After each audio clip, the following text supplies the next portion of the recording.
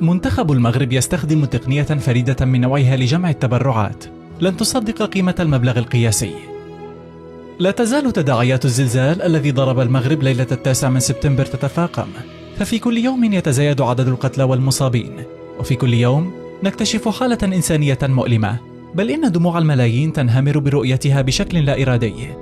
هذه الفاجعة أودت بحياة أكثر من 2800 روح، والرقم مرجح للارتفاع، ودمار شامل ضرب عددا ليس بالهين من القرى والمناطق في المملكة، وخاصة تلك المحيطة ببؤرة الزلزال، وذلك في مشاهد تكاد لا تصدق أنها مخلفات ثوان معدودة من غضب وهيجان الطبيعة.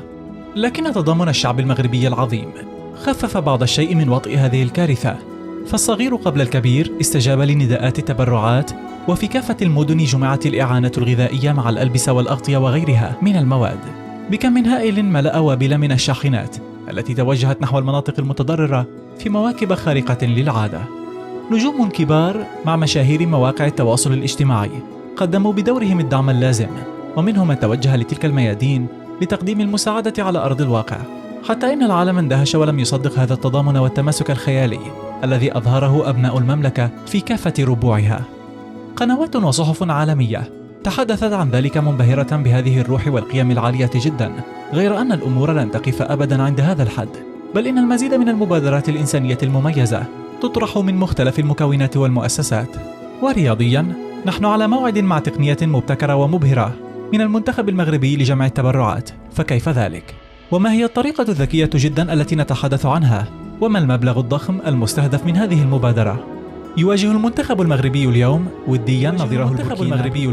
وديا نظيره البوركينابي على الأراضي الفرنسية، وبالضبط في لانس، وهي مواجهة أعلن اتحاد كرة القدم في المملكة أن كافة مداخيلها ستذهب كتبرعات لصالح ضحايا الزلزال، إلا أن هذه المواجهة قد تشهد دهاء من نوع آخر في حث المتابعين على تقديم الدعم. الأمر يتعلق بوضع كود QR على شاشة LED العملاقة في استاد بوليرت دي ليليس، يذهب بملتقطه مباشرة نحو المنصة الخاصة بجمع التبرعات الخاصة بالكارثة الطبيعية التي تعيشها المملكة.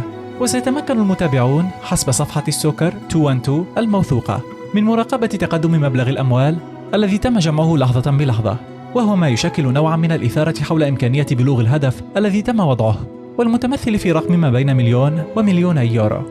تقنية مميزة ستساعد على جمع التبرعات بطريقة سريعة وفعالة، كما ستظهر من جانب آخر تأثير الساحرة المستديرة الكبير في الواقع، وما يمكننا استخلاصه منها من مميزات وفوائد خاصة في ظروف صعبة كتلك التي يتجرع مرارتها أناس بسطاء في مناطق حتى الوصول إليها يعتبر إنجازا بالنظر لوعورة الطرق المؤدية إليها. فهل نرى هذه التقنية تطبق فعليا كما ذكر سوكر 212؟ وما المبلغ الذي تتوقع أن يتم جمعه من خلالها؟